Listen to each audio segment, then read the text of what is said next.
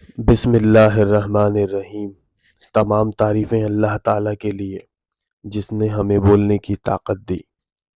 آج کا ٹاپک ہے دوستانہ ثقافت اور آپ دیکھ رہے ہیں یوٹیوب چینل فطرت اور اسلام۔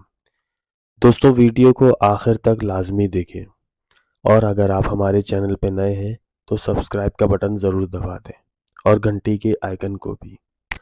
دوستو یہ تاریخ کا تجربہ ہے، اس دنیا میں دوستانہ ثقافت زیادہ کامیاب ہے۔ کسی کو دشمن بنا کے لڑیں آپ تو زیادہ فائدہ حاصل نہیں کر سکتے، لیکن دوست بنا کے آپ اپنا بہت سا فائدہ کر سکتے ہیں۔ اس لیے کاروبار میں اس فارمولے کو کہا جاتا ہے کسٹمر فرینڈلی بیہیویئر، اور یہی چیز دعوت میں بھی ہے، مدعو فرینڈلی بیہیویئر۔ تو جس طرح بزنس میں کامیاب فارمولہ ہوتا ہے کسٹمر فرینڈلی بیہیویئر، ایسے ہی دعوت کے کام میں مدعو فرینڈلی بیہیویئر زیادہ مؤثر طریقہ ہے۔ ایک بڑی عجیب مثال تاریخ میں اس کی موجود ہے، وہ ہے جدید تاریخ میں جو سیکنڈ ورلڈ وار کے بعد سامنے آئی۔ سیکنڈ ورلڈ وار میں بہت سے سبق ہیں، اس میں ایک سبق یہ ہے کہ امریکہ نے جاپان کو اپنا دشمن سمجھا اور اس پہ 2 ایٹم بم گرا دیے، لیکن امریکہ کوئی بڑی چیز حاصل نہ کر سکا، یعنی پازیٹیو انداز میں امریکہ کو کوئی چیز نہ ملی۔ اس سے برعکس معاملہ تھا جاپان کا۔ جاپان کو یہ سمجھ آ گیا کہ دشمن بنا کے کوئی فائدہ نہیں، تشدد سے کوئی فائدہ نہیں۔ اس نے امریکہ کو اپنا دوست بنا لیا۔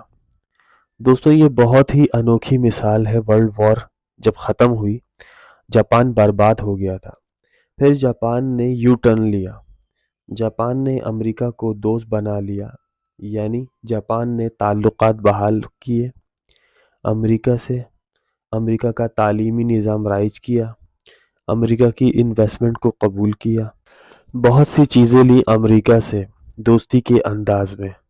اس فرینڈلی کلچر سے جاپان آج اکنامک سپر پاور بن گیا۔